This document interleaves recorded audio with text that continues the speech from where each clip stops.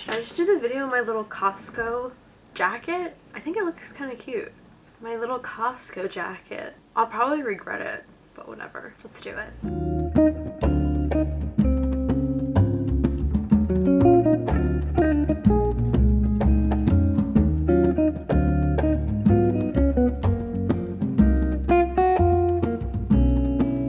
Hey guys, what's up? It's Emily. Welcome back to my channel, or welcome if you're new here. Yeah, I'm an actor, I'm a singer, I have a cough drop in my mouth, I live in New York, I read. Please let the intro be over. Okay, so I got back into reading, almost 2 years ago now. This summer, I really started reading fantasy for the first time since I was like, you know, when I was younger, I read Harry Potter, Twilight, and stuff like that. As an adult, yeah, I got back into reading fantasy. It's just really nice to have some variation when you're reading. Like, I love to like read some palate cleansing rom-coms and then just go into like high fantasy and then read like a non-fiction. Like, it's just nice to throw fantasy into the mix because I think the more variety you have as a reader, the quicker. I hate listening to people talk when they have a cough drop in their mouth, so I'm sorry for doing that to you. I'm getting over a cold, so sorry. Yeah, it's nice to have variety as a reader. But anyway, today's video is just going to be about fantasy books. I have created quite the TBR for myself. Fantasy definitely has the most books that I want to read as a genre, and so I just thought I'd make a video about all the books on my fantasy TBR. I have a lot of fantasy books on my physical TBR, but I also have some fantasy books that I don't have yet that I might read on my Kindle or buy. We'll see. There's no need to say anything else, right? I can just talk about the fantasy books on my TBR. Like, do you want anything else from me for this intro, or can we just get into it? The first dip into fantasy I did was with groundbreaking A Court of Thorns and Roses, which was amazing. I loved every second of it. I vlogged my whole experience reading that, so feel free to check that out. Then I read A Throne of Glass series, and I still have the last book of that series to read. This is not like necessarily like the order in which I want to read them, just FYI, in no particular order here. The first book on my TBR for fantasy is Kingdom of Ash, which is the last book in the Throne of Glass series by Sarah J Maas, also the author of A Court of Thorns and Roses. This was her first series. I read books 1 through 7, I think, all the way through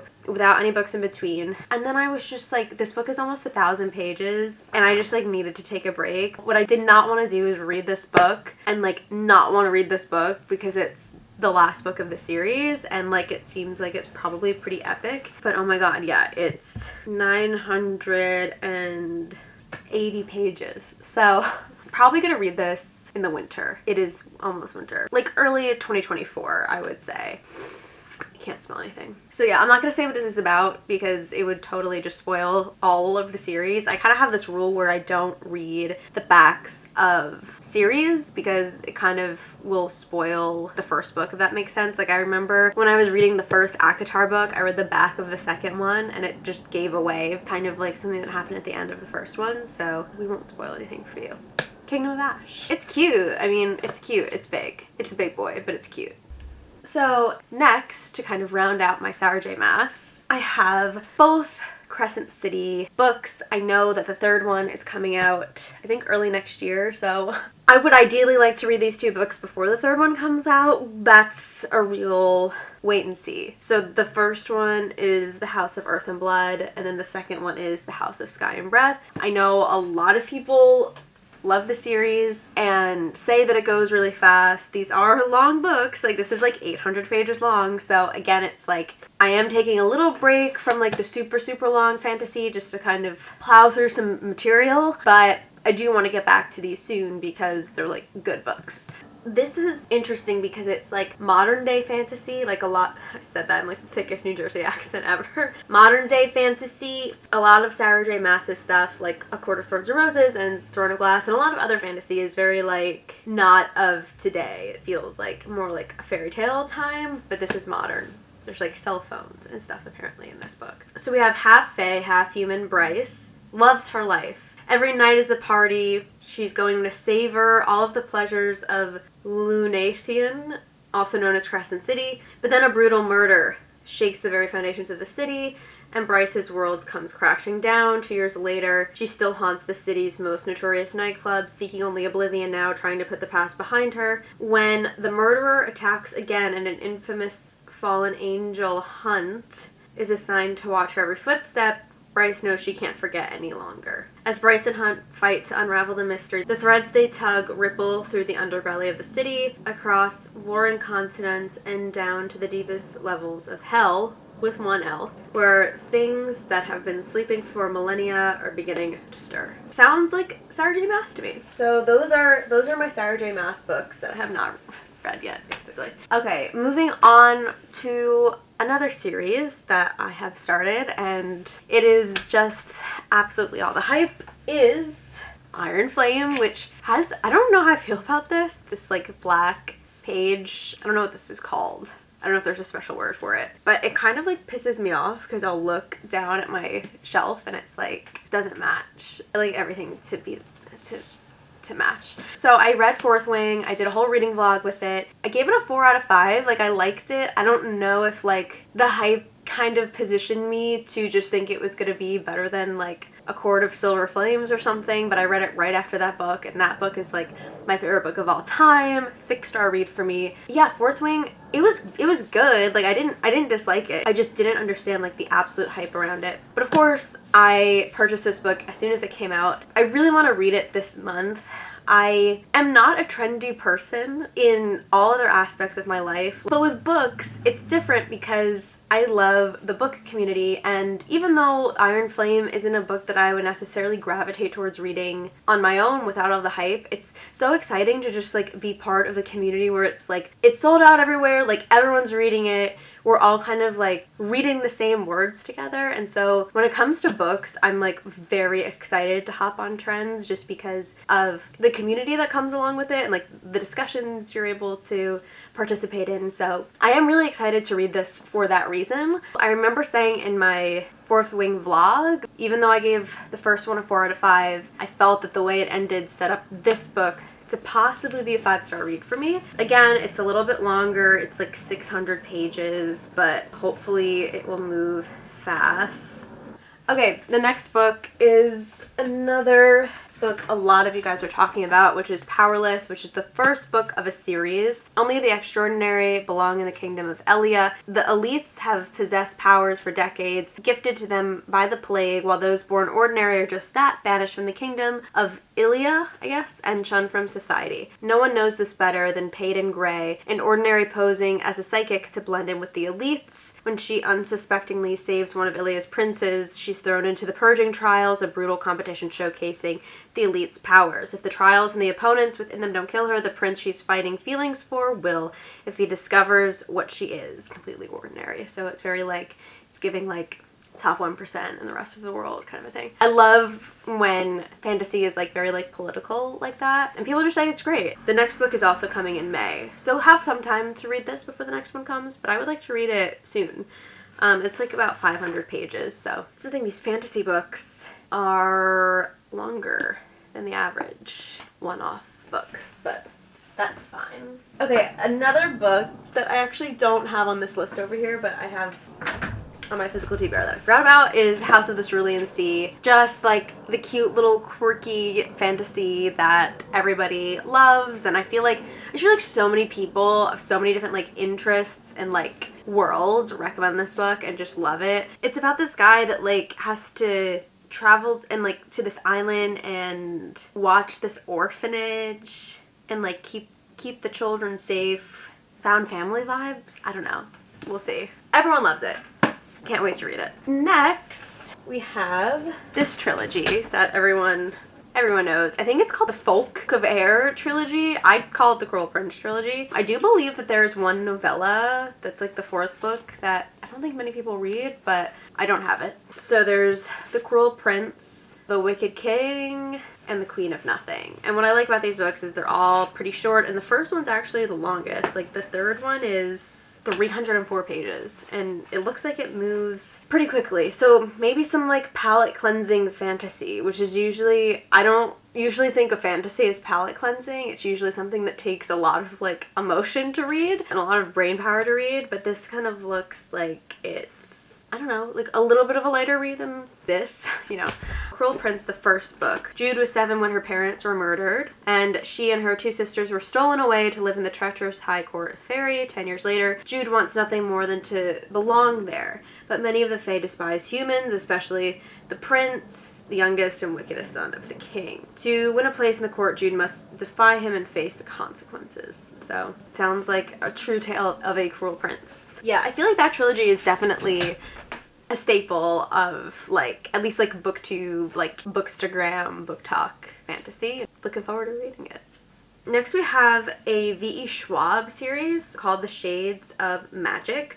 It's a trilogy. It looks like the whole thing is rated 4.52 on Goodreads, which is like insane. Like that's a great rating on Goodreads. So it's a darker side of magic, a gathering of shadows, and a conjuring of light. So I'll read the back of A Darker Side of Magic. So Kel was raised in Arns, Red London, and officially serves the Marish Empire as an ambassador, traveling between the frequent bloody regime changes in White London and the court of George III in the dullest of Londons. Unofficially, Kel is a smuggler, servicing people willing to pay for even the smallest glimpses of a world they'll never see. It's a defiant hobby with dangerous consequences, which Kel is now seeing firsthand. Sounds interesting. I don't know, we'll see. I don't have it yet. I haven't read any V.E. Schwab yet, which is like such a sin, but that's just where I am. Which brings me to the next set of books, which is a duology by V.E. Schwab. All of V.E. Schwab's books are literally on my TBR, on my fantasy TBR. So we have the Villains duology, which include Vicious and Vengeful. So I'm gonna read the back of Vicious. So Victor and Eli started out as college roommates, brilliant, arrogant, lonely boys who recognize the same sharpness and ambition in each other. In their senior year, a shared research interest in adrenaline, near-death experiences, and seemingly supernatural events reveals an intriguing possibility that under the right conditions,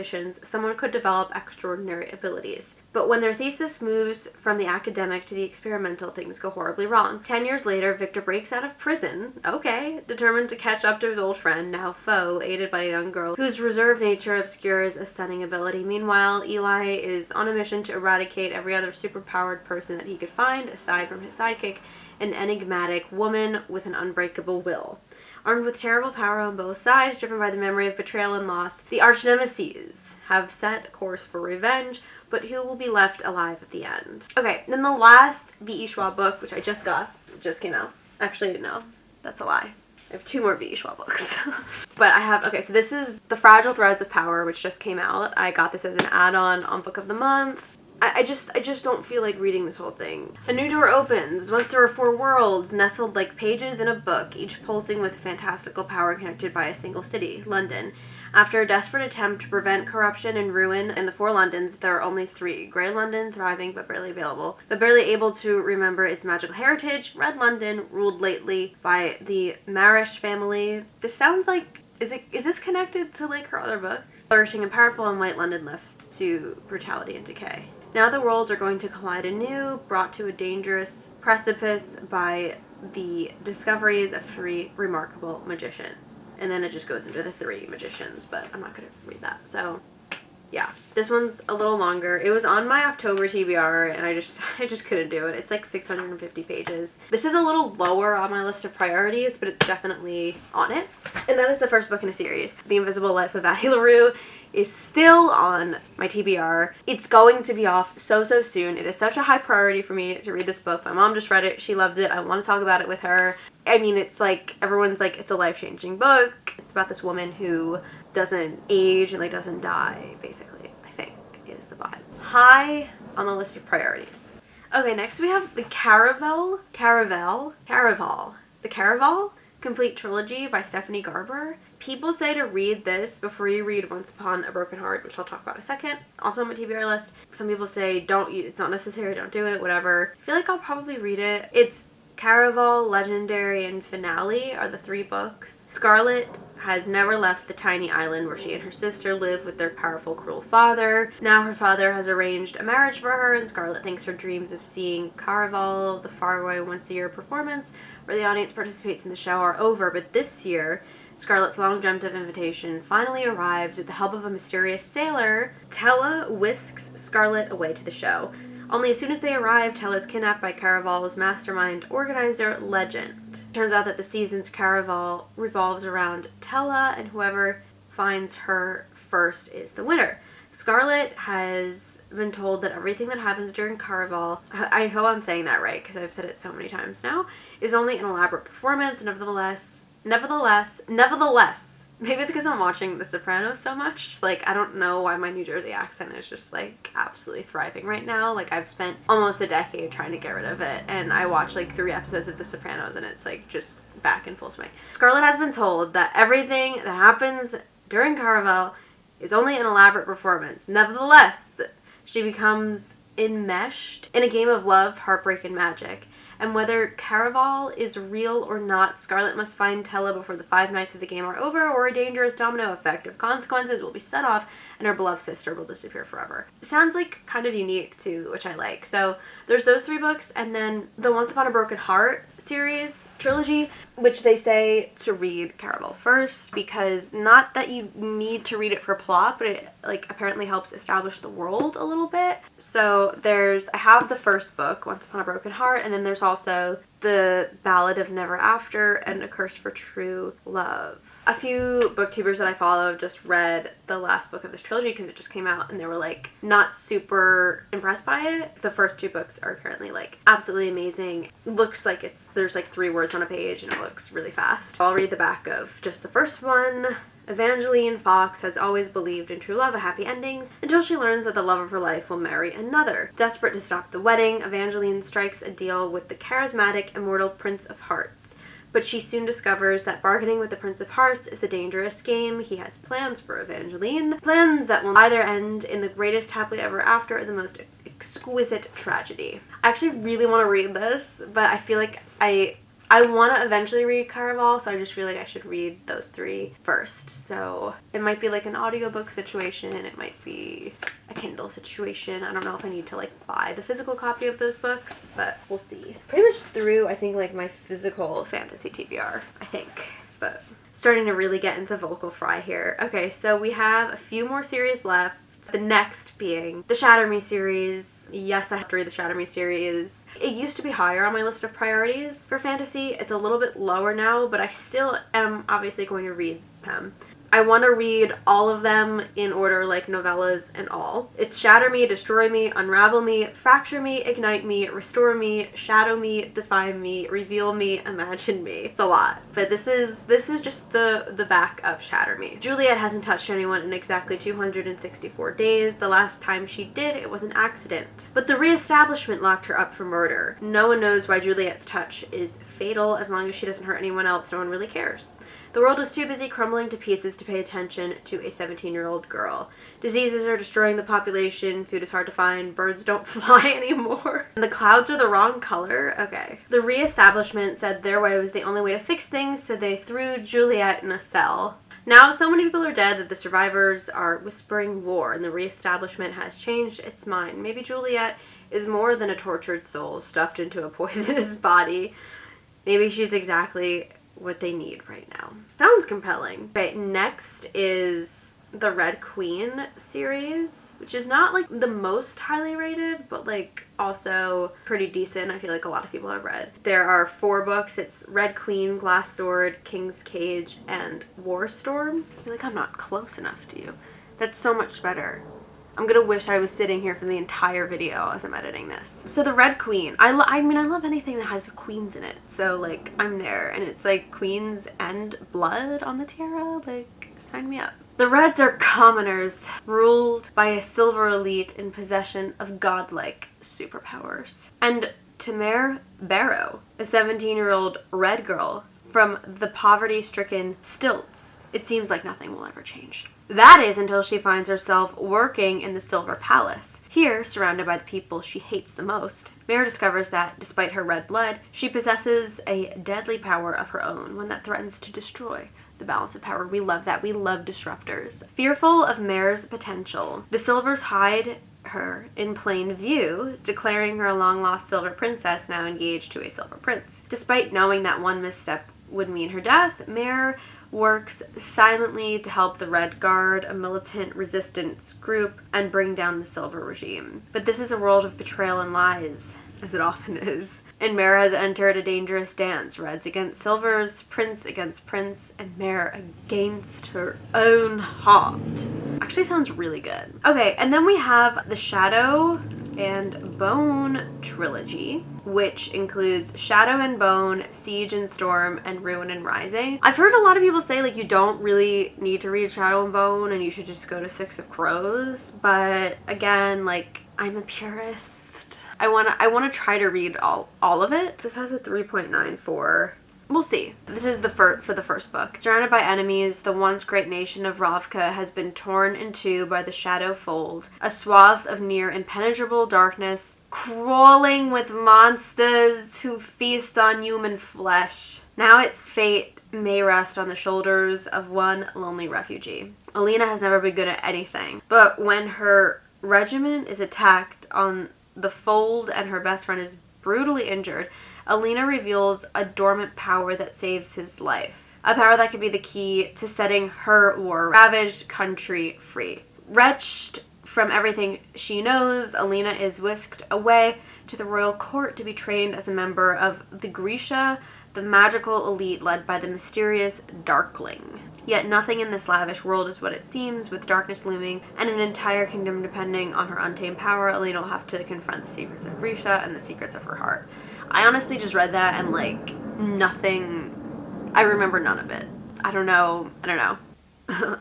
Okay, anyway, next we have the duology Six of Crows. So we have the Six of Crows and the Crooked Kingdom. This has a much higher rating. This is 4.49 on Goodreads. This is the summary for Six of Crows. Ketterdam, a bustling hub of international trade where anything can be had for the right price, and no one knows that better than criminal prodigy Kaz Brecker. Kaz is offered a chance at a deadly heist that can make him rich beyond his wildest dreams, but he can't pull it off alone. 6 dangerous outcasts, one impossible heist. Kaz's crew is the only thing that might stand between the world and destruction, if they don't kill each other first. Cute.